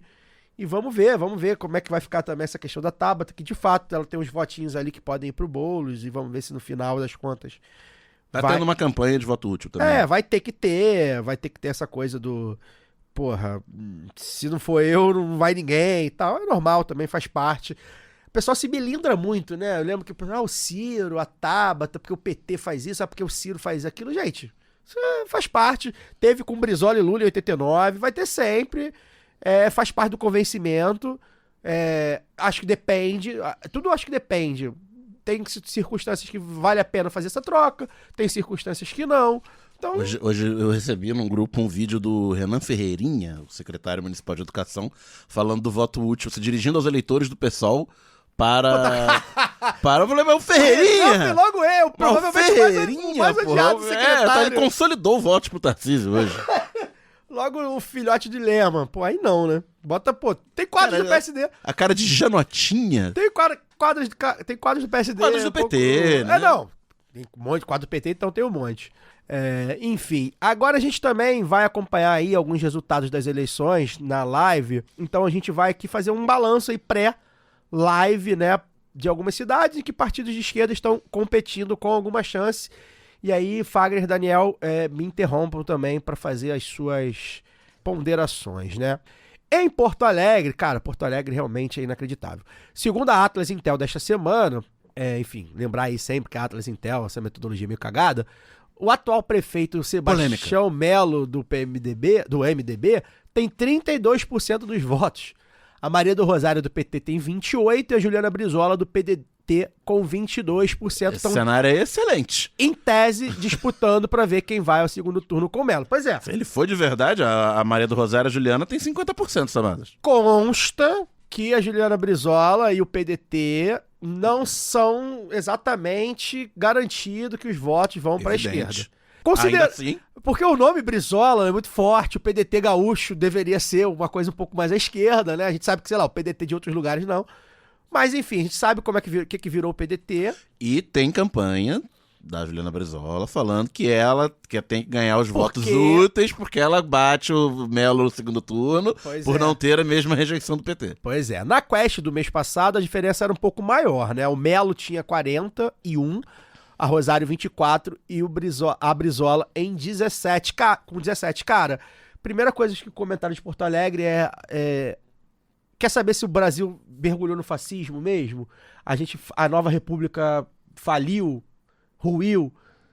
O Melo, em qualquer momento da quadra histórica entre 89 e 2016, ele estaria com 5% dos votos. E olhe lá. Né? Porque o que aconteceu com a cidade de Porto Alegre na gestão do Melo, agora, recente, faltando 6 meses para eleição, menos até, 5 meses para eleição, era para ele politicamente ter ruído. Acabou. Esse cara tá batendo 30%, pelo menos, né? De intenções de voto no primeiro turno. Entre 30 e 40, né?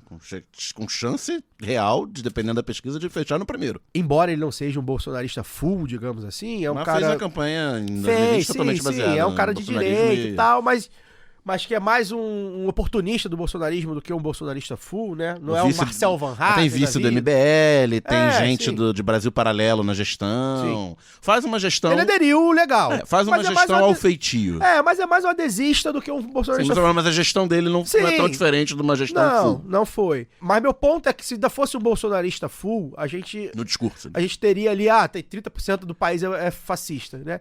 E o cara, graças a basicamente a rejeição do PT, a gente pode até falar que a Maria do Rosário tem rejeição muito alta, que é um quadro qualquer petista antigo. Convenhamos, que petista do Rio Grande do Sul, né, teria, de Porto Alegre, pra ser mais exato, teria tanto, não sei, me apresentei um quadro aí que seria, nossa... Teria menos rejeição e que pontuaria tanto de saída e teria menos rejeição. Então não adianta ser desconhecido também. Eu acho que quem teria chance, provavelmente, pelo recall, pelo grande quantidade de votos que sempre teve, era a Manu, mas a Manu está aposentada da política eleitoral, está curtindo a vida aí com a filhota, né? É filho ou filha? Nem lembro. Filha. Na verdade, ela continua militando, tô falando, brincando, porque ela continua militando bastante, mas fora da política eleitoral, talvez ela tivesse até alguma chance. Ok, a Maria do Rosário, a gente pode ter todas as críticas, mas, pô, gente, é inviável o Melo ter afogado a cidade e tá com 30% dos votos. É realmente a coisa a gente enlouqueceu, né? Na Quest de setembro, em Cuiabá, o Lúdio, do PT, aparece na terceira posição com 20% dos votos. O Eduardo Botelho do União Brasil lidera com 33%, seguido do fascistinha Abílio do PL com 26%. No Atlas dessa semana, o segundo turno seria entre Abílio com 32% e Lúdio com 24%, ou seja, Cuiabá em aberto com chance do PT. Eu não sei nada sobre a eleição de Cuiabá. Não, a gente não sabe, só pegamos os números. Mas surpreende. O PT na casa dos 20% em Cuiabá, mas eu não tenho mais informações. É um deputado, Lúdio, vamos ver se... A gente não sabia nem que tinha diretório do PT em Cuiabá, né? Pois é.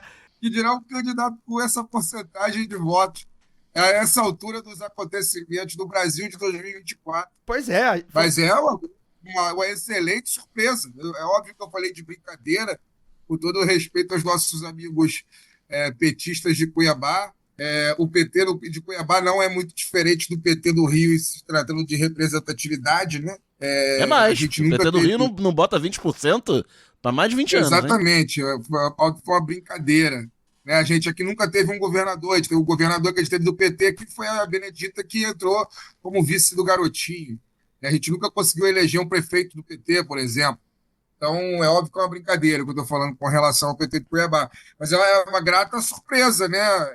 Do agro, né? Uma das capitais da destruição ambiental brasileira e mundial. A gente ter uma candidatura mais voltada à esquerda é uma grata surpresa e uma torcida para a gente que está acompanhando de longe. A gente vai ficar de olho, vai tentar se informar mais, evidentemente, para trazer, enfim, aí qual é esse contexto, né? Porque, de fato, a gente acaba se surpreendendo, mas é bom lembrar, né? A gente está falando de governo Lula, conjuntura uma hora tem que, em algum lugar, alguma hora tem que assoprar aí ao nosso favor, embora, enfim, também não significa que vá ao segundo turno, tão pouco que vai ganhar, mas enfim, de fato surpreendeu, considerando, por exemplo, que em BH a esquerda tá alijada do debate, irmão, não tem esquerda BH, com todo respeito aí às candidaturas do PT e do PDT, o bololô aí tá pra saber quem vai disputar o segundo turno com o Tramonte, do Republicanos, que lidera aí em quase todas as pesquisas, variando aí de 25, que é um Datena, que come deles, queijo, né? Isso, Datena que fala o AI, com Bruno Engler do PL e o atual prefeito Fuad Noman do PSD.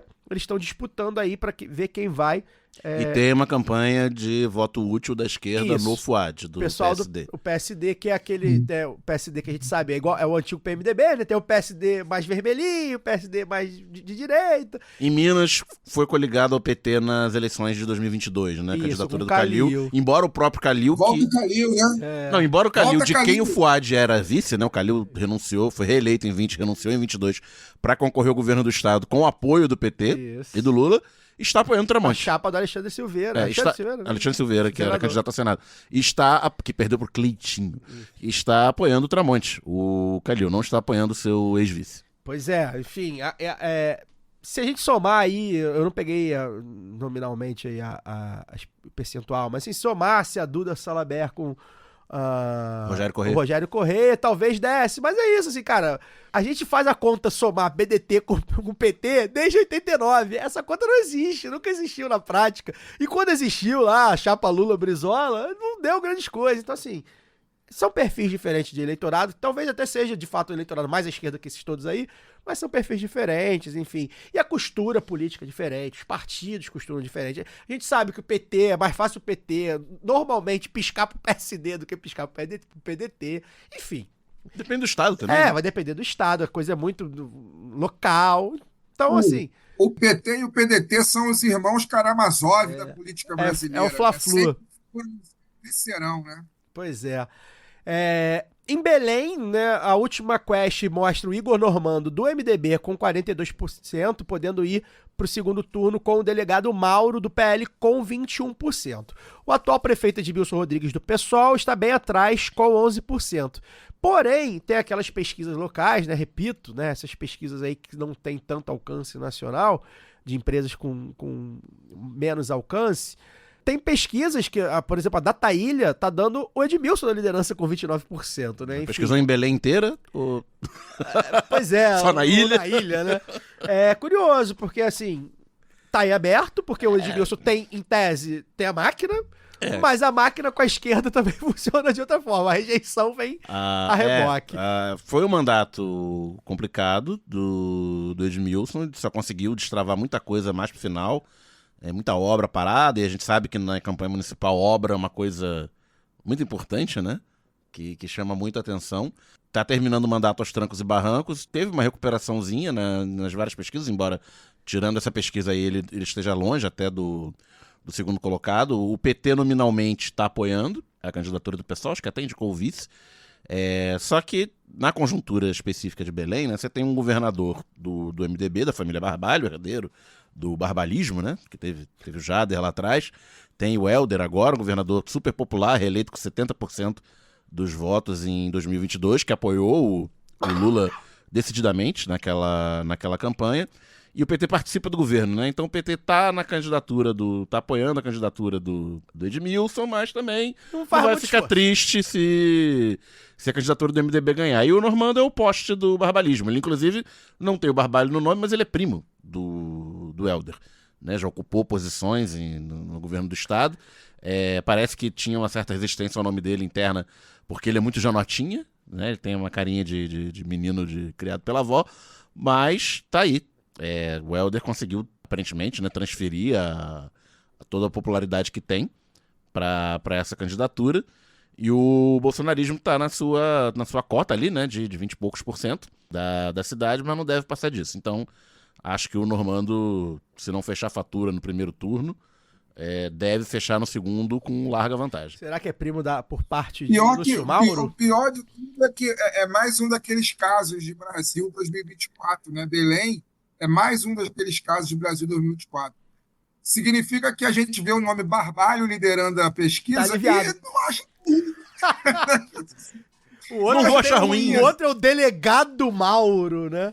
É um dos casos de Brasil 2024. Lembrando... O cara falou assim, lá em Belém o Barbalho tá liderando. Que bom, né? Podia ser pior, né? Calheiros em Alagoas, por aí vai. Em Alagoas, a Maceió tá ruim. Não, porque na capital os Lira dão mais as cartas.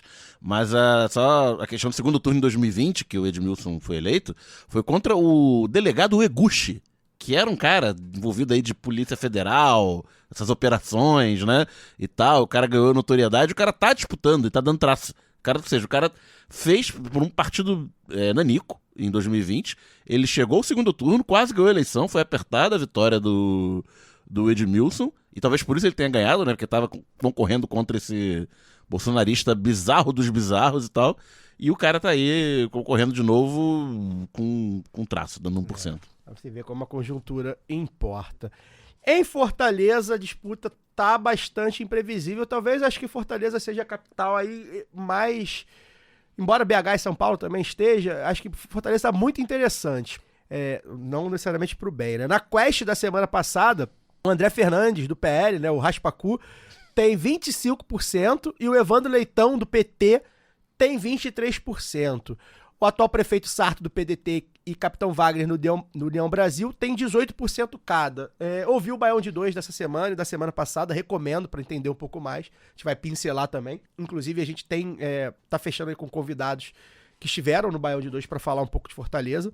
Mas, basicamente, com a quebra do cirismo, né, do Ferreira Gomismo, já que Cid foi pro lado, né? O Racha, Cid foi pro lado e Ciro foi pro outro, a coisa ficou muito aberta, né? Então, o Sarto, que é do PDT do Ciro... Que é o prefeito candidato à reeleição.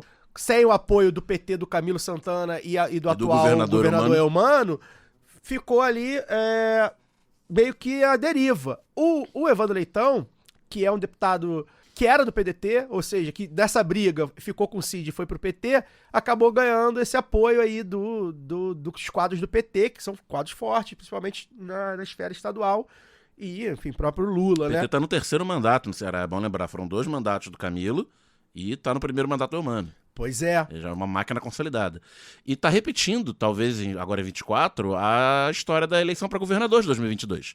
Né? Um governador popular lança um candidato pouco conhecido, que pontua mal nas pesquisas, e vai crescendo, e chega atropelando. O Eumano, se eu não me engano, foi eleito em primeiro turno. Turno, um atropelo. Ele não estava tão bem contado nas pesquisas até perto da eleição. Isso. E foi eleito em primeiro turno. E a mesma coisa aconteceu no Piauí, que também está tendo uma história parecida na eleição de Teresina. A gente vai falar sobre. Então, vamos ficar de olho, né?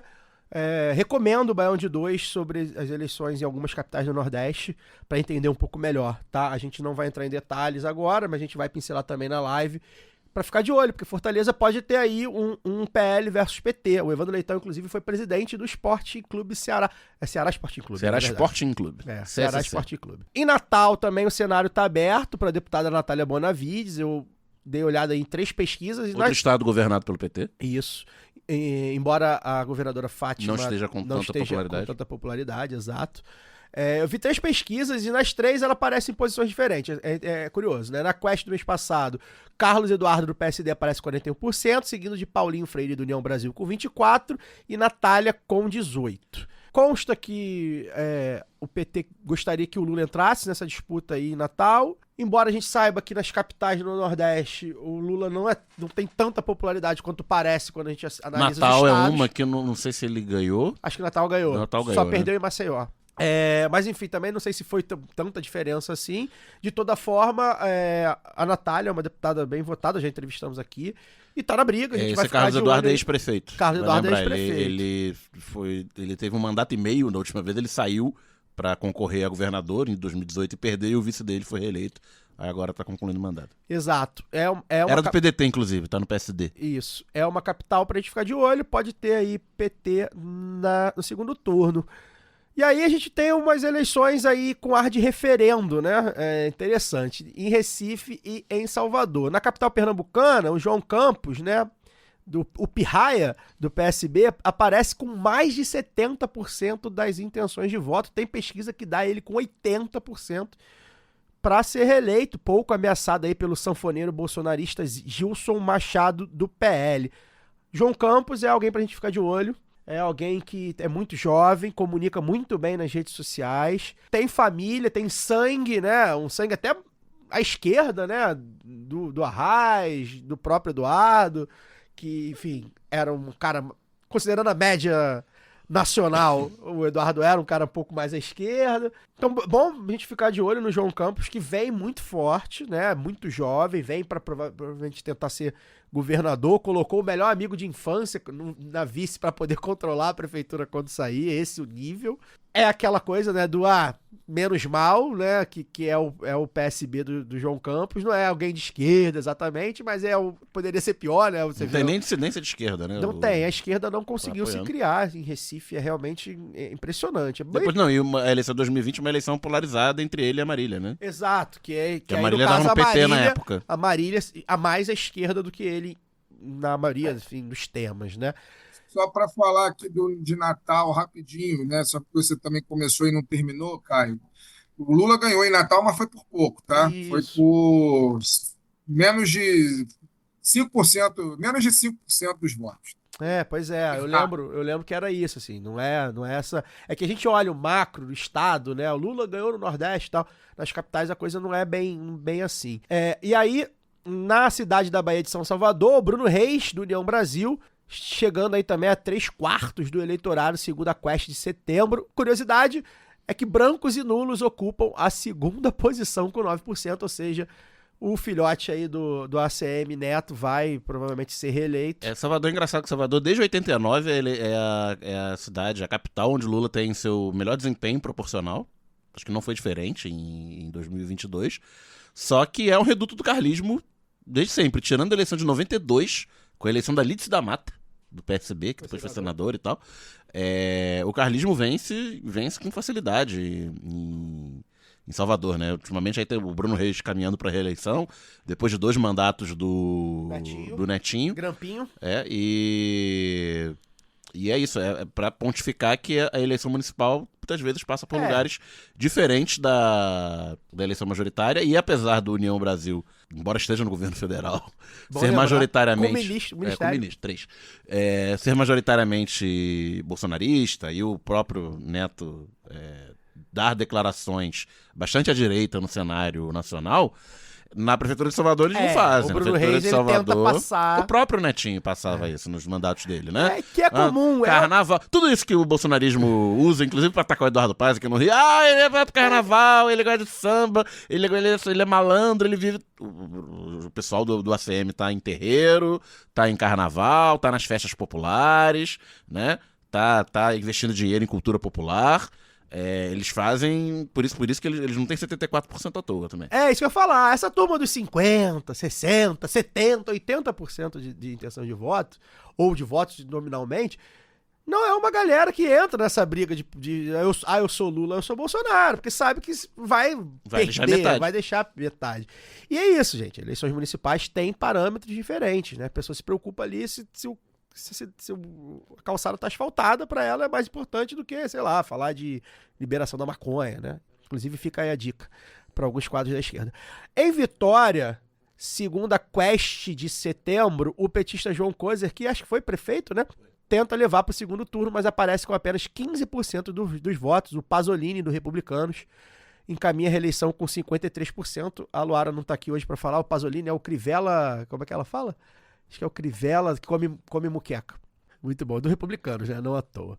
E aí a gente fechando as capitais aqui que a gente selecionou para ficar de olho, né, na nossa live. Em Goiânia, Mabel, do União Brasil, aparece liderando a Quest de setembro com 24%, seguido por Adriana Acorzi, do PT, com 22%. Olha aí, ó, PT em Goiânia. E Vanderlar Cardoso, do PSD, com 15%. Então é o PT podendo chegar no segundo turno. Mais uma daquelas capitais que a gente não sabia se tinha diretório. Não, mas a delegada ela estava até liderando as pesquisas, né? Que agora a direita vai crescendo. Pois é. O pessoal reclamou, aparece a delegada, acho que ela é deputada. A gente não pode deixar de fazer essa piada, né? Com tantas duplas sertanejas lá em Goiânia, a gente não sabia que tinha um diretório do PT, mas tem. E com uma delegada, hein? E é forte, e né? Com uma delegada. Parece que é forte. Então, os amigos petistas de Goiânia, muita força aí para, quem sabe, né, a gente ser surpreendido. Pois é. Em algum lugar a gente tem que ser surpreendido, porque aqui no Rio de Janeiro, pela madrugada. E delegada do PT, melhor delegada do PT do que do União Brasil, né? Então, tem que abraçar ela mesmo. E em Teresina, nessa mesma pesquisa, o ex-prefeito Silvio Mendes do União Brasil tem 44% contra 40% do deputado estadual Fábio Novo do PT, ou seja, o PT que tem... Crescendo. E tem Silvio Mendes, um nome antiquíssimo. Foi duas vezes prefeito, acho que mais. Várias vezes candidato a governador, ele era do Isso, PSDB. isso. Eu não votava, eu já lembro desse nome aparecendo nas pesquisas para. E eu voto há bastante tempo, gente. Esses nomes aparecendo nas pesquisas em Teresina. E também nunca conseguiu se criar fora da capital, no estado. Pois e aí o efeito Tempos do de Mão PT... Santa. Mão Exato. Santa era o governador do Piauí. Monsanto, os nomes que eu lembro, agora já que o Daniel entrou nessa curiosidade aí, os nomes que eu lembro, que eu na época nem votava, eu já Amazonino lembrava que era Mendes. Amazonino Mendes. Amazonino Mendes, Esperidião a mim. O Amazonino tinha casa em Real do Cabo, onde eu ficava no mesmo condomínio que eu ficava quando era criança, na Praia do Grande. Amazonas. E Aí a gente passava essa aqui, a casa do governador do Amazonas, Amazonino Mendes. o adversário do Mão Santa no Piauí era o Hugo Napoleão. Nossa! E aí, gente, pra fechar, a gente falou de algumas capitais, não falamos de todas. A live a gente vai tentar pincelar o que for possível lá, mas enfim, onde a direita estiver ganhando, a gente não quer saber. A gente está de olho em 3 cidades mineiras, onde as mulheres de partidos de esquerda estão muito fortes na disputa, do PT, para ser mais exato. Em Contagem, a Marília Campos encaminha a reeleição já no primeiro turno, nas pesquisas. Acho que Contagem tem 2 turnos, né? Acho que é o segundo maior colégio. Porque né, é grande, de né? Minas, tem mais de 1 milhão. Bastante grande. Em Juiz de Fora, Margarida Salomão, do PT, não tem a mesma distância que a colega, mas também aparece já para ser reeleita. E uma pesquisa IPEC de setembro mostra a deputada Dandara, que a gente entrevistou aqui, do PT, em segundo lugar em Uberlândia, com 29%. O candidato da situação, Paulo Sérgio, do PP, marca 46%, enquanto Leonídio Bolsas, do PSDB. Primeira vez que eu falo PSDB aqui, hein? Olha quantos falecido nomes, olha PSDB. quantos nomes eu li primeira vez que eu falo do PSDB. Tem 17%. Bem, esse é o Teófilo Otoni a gente não viu, né? Teófilo Otoni também temos um companheiro lá que é prefeito atualmente. Eu não sei se ele pode ser candidato à reeleição. Não, acho que não. Acho que ele não pode, mas a gente não sabe como é que tá. De repente vale a não pena sei se você vai ter pesquisa, né, de Teófilo Otoni. Tem esse fator. Agora, Juiz de Fora já é uma surpresa a Margarida ser prefeita atualmente. Juiz de Fora é cidade E é uma surpresa. bizarramente bolsonarista. Mas é uma cidade muito apartheid, tá? Muito apartada. Então, os lugares que eu, por exemplo, que eu frequentei Juiz de Fora são lugares muito brancos, muito classe média, e aí tem muito bolsonarista. E os locais mais afastados. Juiz de Fora me lembra muito Niterói. Niterói, assim, isso aí. Sentido, assim, me lembra muito Niterói, porque é uma cidade de classe média, né? Centrinho ali, né? Que é um município extenso. Exatamente. Tem área rural. Exato. Outras então você, conurbações. É engraçado, porque você anda e você parece que tá num prédio de alto nível. Você anda um pouco ali na estrada. Pois é. É ainda município e é outra realidade. Talvez venha daí também. Do outro lado da linha do trem, lá. Pois é, talvez rodoviária. venha daí a Margarida ter conquistado aí e tá com chance de reeleição. Bem, esse foi o apanhadão. A gente vai ficar de olho aí. A gente quer, inclusive, a gente pede que vocês comentem nas redes, enfim, mandem pra gente, de onde for possível, pra gente também entender aí os locais de onde você tá, o seu município, se tem alguma novidade boa. E, eventualmente, corrigir, dar uma informação adicional do que a gente falou aqui, porque a gente não é o especialista nessas cidades. Seu nome e seu bairro. Pois é, fale seu nome e seu bairro aí. Bairro Reinaldo Antônio, bairro das Indústrias. Inclusive, o Reinaldo Antônio, bairro das Indústrias, agora já deve estar chiando. Wagner, boa noite. Boa votação. Não esqueça seu documento com foto. Atualize seu título. Confira se o documento com foto já ajuda. Confira se a sua sessão é a mesma, isso é importante. Já conferiu, continua votando no mesmo lugar. E se quiser fazer declaração de voto, fica à vontade. Se não quiser, voto é secreto. Até lá. O voto é secreto. Vamos ver, né? Não estou muito animado, como já falei no começo, mas quem sabe, né? Quem sabe as coisas animem no final da tarde e a gente, quando for fazer a live no domingo, esteja muito mais animado do que de costume, né? Tenho muita confiança de que isso vai acontecer. Já falei, eu acho que o meu desânimo eleitoral ele tem outros, além, né, da própria eleição em si, esse ano ela tem outros fatores, né, que perda de esperança em determinadas questões de justiça. Então, mas quem sabe? Vamos torcer para a gente fazer uma boa live, para a galera participar, assistir, comentar e pagar para a gente também, né? Porque a gente precisa, o trabalho é custoso, né? A gente não vai estar utilizando a estrutura nem o tempo das pessoas com quem a gente vai conversar e que vai trabalhar com a gente de graça, né? Todo mundo tem a sua mais-valia. É isso. É isso. Dani, vamos nessa, mesma coisa. Boa ida a Campo Grande votar. Eu pego o trem. Não faça movimentos bruscos. O transporte de ônibus vai ser gratuito no Rio de Janeiro, no dia da eleição, né? O prefeito democrata. Nos transportes municipais, né? Ônibus, BRT e VLT. Só que eu tenho que pegar trem para votar, porque eu ainda voto em Campo Grande. Então, vou gastar, mas vou fazer esse passeio nas minhas origens. E vamos de William Siri, né? Hoje o William Siri com lugar de fala, né? Vou votar numa urna na Zona Oeste, nem vai ser um voto esquisito quando fizerem o mapeamento, né? Vai ter bastante. Bastante também, não, mas assim, é um esperado que ele tenha votos lá na 242ª zona, que é a zona que cobre o centro de Campo Grande. Quem quiser tomar uma cerveja com o Daniel depois, embora não possa. Não vai dar tempo. Não, depende, Campo Grande pode.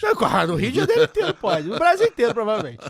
Mas eu vou ter que voltar cedo, porque tem live pra fazer. Né? Então, tem trabalho. Então é isso. É isso, Eu vou votar a Maíra do MST, hein? Já que o Daniel falou vereador dela. Foi o Caio também. Eu vou de William Siri. Vou de William Siri, gosto do William Siri, gosto da forma de atuação dele. E mostrar que o voto não é distrital, né? Inclusive, nesses dias ele. Tinha campanha dele na São Salvador outro dia. Eu vi um carro parado no catete. E ele botou no Instagram, né? Olha, gente, não precisa ser de Campo Grande pra votar em mim, Zona Oeste pra votar em mim, não e tal. Achei curioso. Engraçado que a gente entrevistou. Eu gostei muito dos candidatos que a gente entrevistou aqui, de fato. A Maíra achou ótimo, o Rick acho que tem uma pauta importantíssima. O Mondego aí, ó, a Gil aqui do Saúde vai de declarou no voto no Rick. Pois é, o Mondego, eu gosto muito do Mondego, a própria Tainá de Paula, e acho que a gente tem muita opção de todos os gostos, cara. A gente tem muita opção para vereador, mas eu gosto muito do trabalho do Siri. Vou de William Siri e vou de professor Tarcísio, porque acredito que a coisa vai ser definida no primeiro turno. Para não dizerem que eu estou envelhecido, que eu estou desesperançoso, meu voto vai ser para fortalecer a candidatura de uma jovem, o voto tópico. Isso. Eu vou na Maíra do MST, uma mulher jovem, do movimento social, né, que coloca comida no prato das pessoas. É isso. Vou aí. A live de domingo eu digo em quem eu votei para prefeito. É isso. Eu vou de Tarcísio. Não me furtarei a votar no Eduardo Paes se for necessário, mas acredito que não vai ser. E tô muito tranquilo se precisar votar nele no segundo turno, como fiz nas últimas eleições. 2 vezes. E foi pior, que era 25, agora 55, né? É dos piores. Então, se precisar votar no Eduardo Paes no segundo turno, a gente vota, não tem problema. 25 2 vezes na minha Faz vida. parte, Eduardo Paes tá aí, sambando, cacete A4. Então, é isso. A gente vai ficando por aqui. Lembrando a todos e todas que domingo, 18 horas, estaremos ao vivaço no YouTube do Lado B do Rio para acompanhar a marcha da apuração. Ajude a gente a repor esses custos com o Pix lá do @yahoo.com, manda uma graninha pra nós aí, ou manda o superchat, participa, compartilha o link vai estar aí na descrição, que pra gente também é importante. E semana que vem vai ter episódio repercutindo também alguns dos resultados do primeiro turno, fazendo aí um rescaldo da live. Forte amplexo, tchau, tchau! Este podcast foi editado por Fernando Cesarotti.